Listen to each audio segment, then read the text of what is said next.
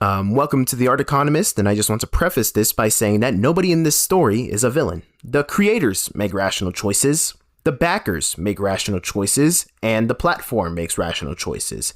The aggregate outcome of all of these individually rational choices is a system that systematically extracts creative labor below its market value, transfers all downside risk onto the people with the least leverage, and calls it democratization. This is what we are going to trace today. The mechanism is the crowdfunding model, and it is just load-bearing for the entire sort of indie economy. It is a staple of it, and I want to talk about the market structure that leads for this self-exploitation. Crowdfunding operates on a simple rule. If a campaign does not reach its funding goal within the campaign window, it receives $0. Not a partial amount or a pro rata disbursement, zero. Kickstarter and other crowdfunding frameworks frames this as creator protection and consumer protection. If you only raise half your goal, you would be on the hook to deliver something you do not have the money to make. Likewise, if you are a backer and you spend your money on a project, and if it doesn't reach its funding goal, you shouldn't be able to be liable for something that didn't hit said goal. The threshold in this framing is a safety mechanism, and that framing is not wrong, right? But it is incomplete because this all or nothing rule doesn't just protect creators from underfunding, it creates an information problem that creators then have to solve at their own expense.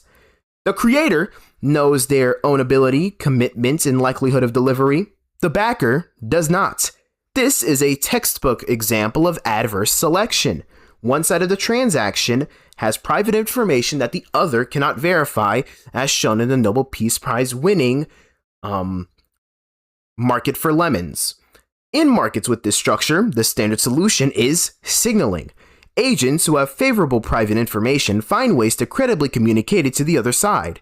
The signal has to be costly enough that low-quality agents cannot profitably imitate it. On Kickstarter and whatever crowdfunding system you are choosing, the credibility signal available to a broke creative worker is not a credential, not a track record, nor collateral. It is demonstrated sacrifice. You produce demo content for free. You run the campaign, itself a substantial labor investment, for free. And critically, you set a funding goal that excludes the opportunity cost of your own labor because a goal that prices your time accurately looks too high and triggers backers' skepticism. Undervaluing your labor is not irrational inside the system's incentive structure. It is the rational response to the information problem that the system creates. Academic research on this is unusually direct. A peer-reviewed study published in the Oxford Socio-Economic Review surveyed crowdfunding artists and found that every respondent excluded the opportunity cost of their own labor from their funding goal. Every single one. This is not a sort of budgeting error or the fact that artists are simply bad with money. It is a rational response to the market signal that accurate labor pricing sends. In the crowdfunding context, a creator who prices themselves fairly is outcompeted by a creator who does not. The backer reads the lower number as a signal of authenticity, commitment, and non-mercenary motivation, and also a lower personal cost onto themselves. The higher number reads as greed and risk. So, what you get is market selection pressure against professional self-pricing. The system does not select for the best creators, it selects for the creators most willing to absorb their own labor costs. This is adverse selection running in an unusual direction. Classic adverse selection, such as the previously aforementioned market for lemons, drives quality out of the markets. The adverse selection of crowdfunding drives accurately priced labor out of the market and replaces it with underpriced labor, performing its willingness to be underpriced as a sort of credibility signal. The result is a funding mechanism that is structurally biased towards undercapitalized projects, because the projects that attract funding are the ones that have demonstrated that they will operate below costs. And then we act surprised when a significant amount of backers do not receive their rewards on time. Kickstarter's fee structure is simple. 5% of successfully funded campaigns plus payment processing at roughly 3 to 5%. A combined take of 8 to 10% off the top for a typical campaign. This is, not on its face, exploitative. Traditional intermediaries, publishers, labels, distributors, take larger cuts. Kickstarter's pitch is that it disintermediates those gatekeepers and returns more of the revenue to creators. This is true as far as it goes. The question the comparison papers over is, what does the intermediary provide in exchange for its cut? A publisher who takes 40% of net revenue also takes on editorial risk, distribution infrastructure, marketing spend, and reputational exposure if the product fails. Their revenue is contingent on the project's success downstream. Kickstarter takes 5% and bears zero production risk, zero fulfillment risk, and zero reputational exposure when a campaign implodes after funding. The moment a campaign hits its goal, Kickstarter has earned its fee. What happens next is entirely the creator's problem. This is a clean example of moral hazard. When one party captures the upside of a decision but another party absorbs the downside, the incentive to make careful decisions degrades on the upside capturing side. Kickstarter has no structural incentive to screen for projects with a realistic cost model because a failed project that funded still paid for Kickstarter's 5%. This all-or-nothing model is positioned as aligning incentives. Kickstarter only gets paid when creators succeed. But success here means hitting the funding threshold, not delivering the product. Those are different things, and Kickstarter's fee is tied to the former. The 8 to 10% headline understates the true cost because it excludes what happens after the campaign closes. Industry analysis puts the real all-in cost, platform fees, payment processing, manufacturing overruns, shipping, and US tax treatment of crowdfunding proceeds as ordinary income at 15 to 20% of gross raised funds before a single unit is produced. First-time creators systematically miscalculate this because the campaign success number is highly visible and the cost stack is distributed and delayed. You see $50,000 raised. You do not see the $8,000 in fees, the $6,000 tax bill, the shipping cost you underestimated, and the manufacturing variance that wasn't in your original budget. Those arrive later, usually one at a time. Once a campaign funds, Kickstarter's algorithm amplifies it. There's more traffic, there's more visibility, and there is more potential for backers. The platform has a direct financial interest in maximizing pledges because its revenue scales with the amount of pledges. The standard mechanism for capturing overfunding momentum is the stretch goal, additional deliverables unlocked at higher funding thresholds. Hit $50,000 and you get the core product.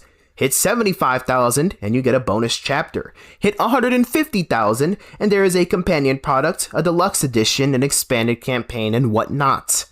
The economic problem here is straightforward. Revenue is elastic with backer count, productivity is not. A campaign that raises 3 times its goal does not have 3 times the team or 3 times the timeline. It has the same humans, the same constraints, and now a deliverables list that has grown non-linearly with the funding.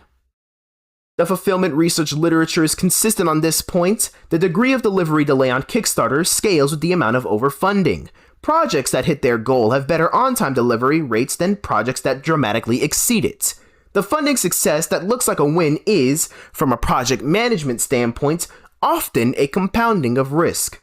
Ouya raised $8.6 million against a $950,000 goal. The Coolest Cooler raised $13.3 million. Lily Robotics raised $34 million across Kickstarter and venture capital combined. These are the platform's largest successes by gross funding. They are also, across the board, its most visible failures by delivery. That correlation is not simply coincidence. The stretch goal mechanism is a rational response by each individual actor. Creators want to capture the momentum. Backers want more value for their pledge. Kickstarter wants higher total pledges. And the aggregate outcome is a systematic pattern of overpromising that the project's actual capacity cannot support. Everybody made a rational choice. The system produced a predictable outcome. As they all say, show me the incentives and I'll show you the outcome. No individual actor in the Kickstarter ecosystem is behaving irrationally, and no individual actor is the locus of the exploitation. The creator rationally underprices their labor to maximize their probability of funding. The backer rationally uses price signal as a proxy for creator commitment and risk. Kickstarter rationally structures its fee around funding success rather than delivery success because delivery is unverifiable at the time of fee collection. Each decision is locally optimal. The aggregate is a funding mechanism that A. systematically selects for undercapitalized projects, B. concentrates all downside risk on the party with the least capital reserves, and C. extracts a percentage from a transaction whose true costs it has no incentive to disclose, and D. calls this structure creator-friendly because it takes less than a record label does. This is what economists mean by a market failure that does not require malicious actors. The externality is not produced by bad behavior, it is produced by rational behavior in a system with misaligned incentive structures. Kickstarter did not design a system to exploit creative workers from their lair. They designed a system to maximize successful campaigns. Those are different objectives, and the second one produces the first one as a side effect. Kickstarter's strongest defense is counterfactual. What existed before it? Before crowdfunding at scale, an independent creator had three options: find a publisher or label and surrender creative control plus a large revenue share, find an equity investor and surrender ownership, or self-fund and accept severe scope constraints. Kickstarter created a fourth option with lower barriers and a smaller cut than any of the incumbents it displaced. This is real. Some projects exist because of Kickstarter that would not exist otherwise. Some creative careers exist because of Kickstarter. The platform produced value. The steel man falls at the margin, not the center. The question is not whether Kickstarter is better than nothing or better than a major label deal. The question is whether Kickstarter's specific structural choices, the all-or-nothing threshold, the fee tied to funding rather than delivery, the stretch goal incentive structure, produce the best achievable outcome for creators, or whether those choices are calibrated primarily around platform revenue and secondarily around creator sustainability. The large rate of late deliveries is not random noise. The systematic exclusion of labor costs from funding goals is not a budgeting error. The correlation between overfunding and delivery failure is not a budgeting error. These are the predicted outputs of the system's incentive structure. Surviving the comparison to a record label is not the relevant benchmark. The Exploitation Olympics is not a competition with judges. Nobody awards the medal. The structure awards it automatically to whoever was willing to absorb the most cost that the system did not price in. The rational individual response to that system, the one that maximizes your probability of funding, is to compete for that medal. Underprice your labor. Set a conservative goal. Perform your commitment. Hope the goal functions as a floor, not a ceiling, because the stretch goal is waiting on the other side. Individually rational, and it is collectively extremely inefficient. It's simply the market structure of crowdfunding. This is The Art Economist, and I will see you next time.